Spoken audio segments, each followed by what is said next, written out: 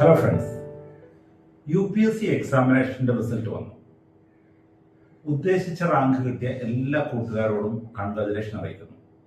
പക്ഷേ ഇന്നത്തെ എൻ്റെ വീഡിയോ ഉദ്ദേശിച്ച റാങ്ക് ലഭിക്കാതെ പോയവർക്കാണ്. ഇത്രയും ലക്ഷക്കണക്കിന് കുട്ടികൾ എഴുതുന്ന ഒരു എക്സാമിനേഷൻ ആകുമ്പോൾ പലപ്പോഴും നമ്മൾ ഉദ്ദേശിച്ച സ്ഥലത്ത് എത്തണമെന്നില്ല.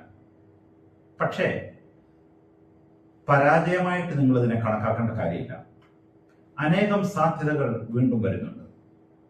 UPSC തന്നെ നടത്തുന്ന യൂണിഫോം ഫോഴ്സിലേക്കാണ് നിങ്ങളുടെ ഉദ്ദേശമെങ്കിലോ ഒരുപക്ഷെ നിങ്ങളുടെ സ്വപ്നം IPS ആയിരുന്നിരിക്കണം.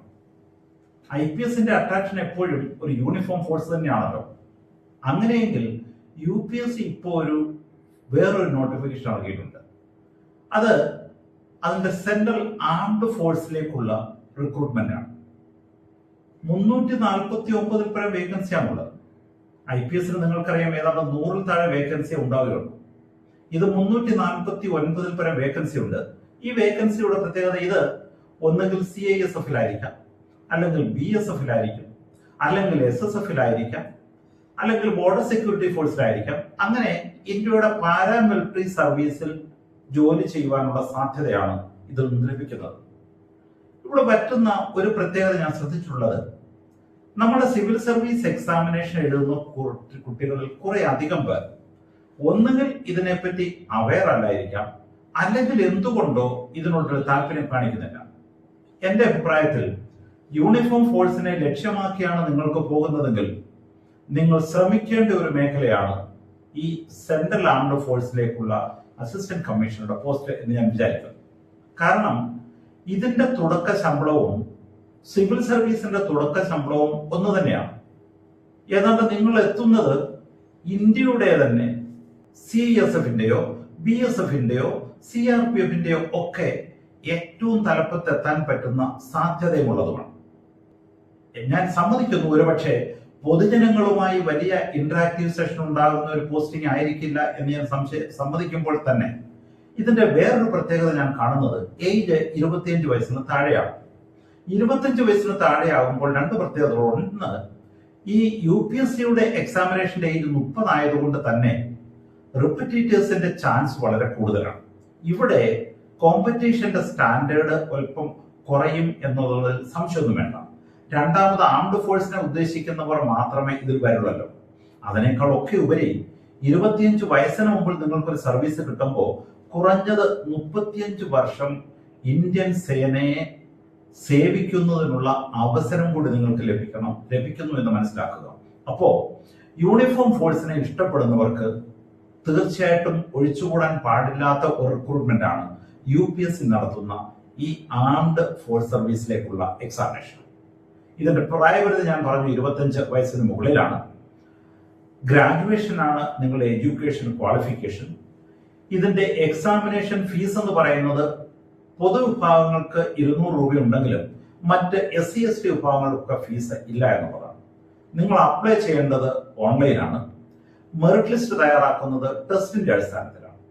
ഇതിന്റെ ടെസ്റ്റിന്റെ ഒരു പ്രത്യേകത എന്ന് പറയുന്നത് 2 ടയർ എക്സാമിനേഷൻ ഉണ്ട് എങ്കിലും യഥാർത്ഥത്തിൽ UPSCയുടെ സിവിൽ സർവീസ് എക്സാമിനേഷന്റെ അത്രയും ടഫ് ഉള്ളതായിട്ട് എനിക്ക് തോന്നുന്നില്ല. റിട്ടൺ എക്സാമിനേഷൻ ആണ് ആദ്യമുള്ളത്, അതായത് പ്രിലിമിനറിയിലുള്ളത്.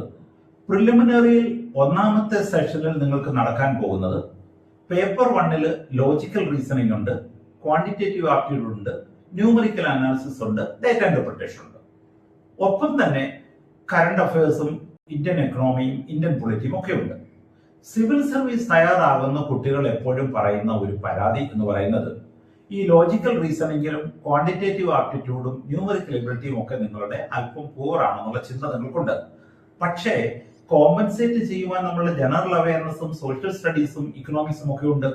ഒപ്പം നിങ്ങൾ CSATൽ പഠിച്ചിരിക്കുന്ന കാര്യങ്ങളൊക്കെ ഒന്ന് ബ്രഷ് ചെയ്ത് കഴിഞ്ഞാൽ നിങ്ങളുടെ മാത്തമാറ്റിക്കൽ എബിലിറ്റിയും ഇംപ്രൂവ് ചെയ്യപ്പെടാൻ പറ്റും, ലോജിക്കൽ റീസണിങ്ങും ഒക്കെ ഇംപ്രൂവ് ചെയ്യാൻ പറ്റപ്പെടും. അതായത് നിങ്ങൾക്ക് ഒരു പോർഷനിൽ അഡ്വാൻറ്റേജ് ലഭിക്കുമ്പോഴാണ് മറ്റൊരു പോർഷനിൽ ചെറിയ ഡിസഡ്വാൻറ്റേജ് ഉള്ളത്. അടുത്ത 3 മാസക്കാലം നിങ്ങളുടെ ഡിസഡ്വാൻറ്റേജ് ഏറിയാൽ കുറച്ചുകൂടി കോൺസെൻട്രേഷൻ കൊടുത്താൽ നിങ്ങൾക്ക് ക്രാക്ക് ചെയ്യാവുന്ന ഒരു എക്സാമിനേഷൻ ആണ്. എക്സാമിനേഷൻ ഏതാണ്ട് ജൂലൈ മാസം 19 നടത്തുമെന്നാണ് നോട്ടിഫിക്കേഷൻ പറയുന്നത്. UPSC ആയതുകൊണ്ട് കൃത്യമായി ആ സമയത്ത് തന്നെ നടക്കുവാൻ സാധ്യതയുമുണ്ടല്ലോ. ഈ പ്രിലിമിനറി എക്സാമിനേഷൻ, അതായത് ഫസ്റ്റ് എക്സാമിനേഷന് ശേഷം നിങ്ങളുടെ ഫിസിക്കൽ എഫിഷ്യൻസി ടെസ്റ്റ് ആണ്. ഫിസിക്കൽ എഫിഷ്യൻസി ടെസ്റ്റ് എന്ന് പറയുന്നത് സാധാരണ നിങ്ങളൊരു ഫിറ്റ്നസ് മെയിൻറ്റെയിൻ ചെയ്യുന്നുണ്ടെങ്കിൽ നിങ്ങൾക്ക് എത്താവുന്നത് മാത്രമേ ഉള്ളൂ. അതിൽ 100 മീറ്റേഴ്സ് ഉണ്ടാവും, 800 മീറ്റേഴ്സ് ഉണ്ടാവും, ലോങ് ജമ്പ്, ഷോർട്ട് പുട്ടും ഒക്കെ ഉണ്ട്. ഇതിന്റെ പറയുന്ന ടൈമും ഡിസ്റ്റൻസും ഒക്കെ ഒരു സാധാരണ ആരോഗ്യമുള്ള കുട്ടിക്ക് എത്താവുന്നത് മാത്രമേ ഉള്ളൂ. ശ്രദ്ധിക്കുക. മൂന്നാമത്തെ കടമ്പ എന്ന് പറയുന്ന പേഴ്സണാലിറ്റി ടെസ്റ്റ് ആണ്. അതായത് നിങ്ങളുടെ പേഴ്സണൽ ഇന്റർവ്യൂവിൽ സത്യത്തിൽ നിങ്ങൾ സത്യസന്ധത പുലർത്തുമെങ്കിൽ നിങ്ങൾ അതിൽ വിജയിക്കുമെന്നാണ് എനിക്കുള്ള എക്സ്പീരിയൻസ്.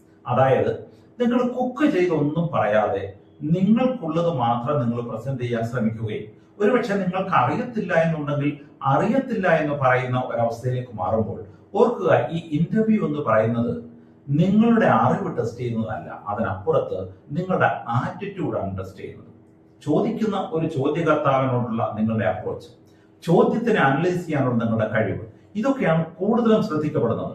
നേരിട്ടുള്ള ചോദ്യങ്ങളൊന്നും ആയിരിക്കത്തില്ലല്ലോ. അപ്പോൾ നിങ്ങൾക്ക് ചില ഉത്തരങ്ങൾ തെറ്റായി വന്നാൽ പോലും നിങ്ങൾ അതിനെ അപ്രോച്ച് ചെയ്തത് നിങ്ങളുടെ ആറ്റിറ്റ്യൂഡിനെ തെളിയിക്കും. അതുകൊണ്ട് എനിക്ക് പറയുവാനുള്ളത്, ഇന്ത്യൻ യൂണിഫോം ഫോഴ്സിലായിരുന്നു നിങ്ങളുടെ എയിമെങ്കിൽ 349 വേക്കൻസി ഉള്ളത് കൊണ്ട് തന്നെ തീർച്ചയായിട്ടും നിങ്ങൾ ഇതിന്റെ ശ്രമം നടത്തണം. ജൂലൈ മാസത്തിലാണ് എക്സാമിനേഷൻ. ഏതാണ്ട് ഇന്റർവ്യൂ എന്നൊക്കെ പറയുമ്പോഴൊക്കെ ഏതാണ്ട് നവംബർ ഡിസംബറിലൊക്കെ ആകാം. അപ്പൊ സത്യത്തിൽ നിങ്ങൾ ഈ എക്സാമിനേഷൻ ട്രാക്കിൽ നിൽക്കുകയും ചെയ്യും. നിങ്ങൾക്ക് അത്യാവശ്യം പഠിക്കാനുള്ളത് പഠിക്കുകയും ചെയ്യാം. ഒപ്പം നിങ്ങളുടെ സ്റ്റാൻഡേർഡ് നിങ്ങൾ പഠനത്തിലുള്ളത് വർദ്ധിപ്പിച്ചുകൊണ്ടേയിരിക്കും. അപ്പൊ എല്ലാ കൂട്ടുകാരോടും പറയുന്നത്, ഒരുപക്ഷെ UPSCയിൽ നിങ്ങൾക്ക് ഉദ്ദേശിച്ച റാങ്ക് ലഭിച്ചിട്ടില്ലെങ്കിൽ, യൂണിഫോം കോഴ്സ് നിങ്ങൾ പ്രതീക്ഷിക്കുന്നുണ്ടെങ്കിൽ നിങ്ങളിത് ശ്രമിക്കുക തന്നെ വേണം. ഓൺലൈൻ അപേക്ഷിക്കേണ്ട അവസാന ഡേറ്റ് എന്ന് പറയുന്നത് 12 മാർച്ചാണ്. സാധാരണ നിങ്ങൾക്കൊക്കെ അബദ്ധം പറ്റുന്നത് അവസാന ദിവസത്തേക്ക് നിങ്ങൾ പോസ്റ്റ്പോൺ ചെയ്യും. ഇപ്പോൾ തന്നെ ഡേറ്റ് എത്തിക്കഴിഞ്ഞു. ലാസ്റ്റ് ഡേറ്റിൽ ഈ നെറ്റിന്റെ സ്പീഡില്ലായ്മയും മറ്റെന്തെങ്കിലുമൊക്കെ കുഴപ്പം കൊണ്ട് തെറ്റി വരാൻ സാധ്യതയുണ്ട്. അതുകൊണ്ട് ഇനിയും ഒട്ടും താമസിക്കാതെ ഈ എക്സാമിനേഷന് നിങ്ങൾ തുടങ്ങുക, നിങ്ങൾ അപ്ലൈ ചെയ്യുക. പഠനം തുടങ്ങേണ്ടത് നാളെയല്ല, ഇന്ന് തന്നെയാണെന്ന് ഓർക്കുക. വരും ദിവസങ്ങളിൽ കൂടുതൽ വേക്കൻസിയുമായി ചാനൽ വരുന്നതായിരിക്കും. അതുകൊണ്ട് ചാനൽ സബ്സ്ക്രൈബ് ചെയ്യുക, നിങ്ങളുടെ കൂട്ടുകാരിൽ എത്തിക്കുക. താങ്ക്